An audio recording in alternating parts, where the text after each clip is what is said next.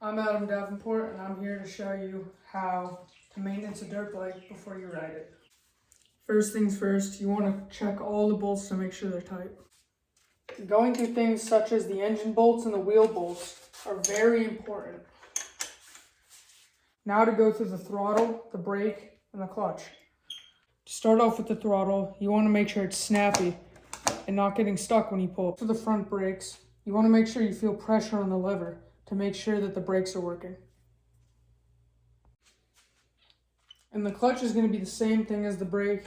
You want to make sure there's pressure in there so you know that the clutch is. Now onto the chain. You want to make sure that the chain is moderately tight and that you can fit at most 3 fingers between the swing arm and the chain. We're also going to look at the shifter. Shifter helps you shift through gears while you're riding the bike, and you want to make sure that it clicks and that it goes up and down. As well as the Kickstarter, you want to make sure that there's compression in the bike, and you want to make sure that it flows smoothly up and down. Now for some of the essentials that you need so that your bike will run properly. These 3 things are the most important things that you need in your bike for it to run. First being the oil.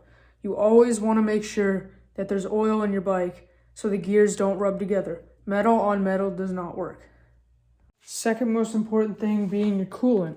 You always want to make sure that there's coolant in your bike so the bike doesn't overheat. And last but certainly not least, your gas. You always want to make sure you have gas in your bike, because without gas, it won't run. Before I ride, I always go through all of these steps to ensure that my bike is running perfectly. And once you have all these things done, you can go and have fun.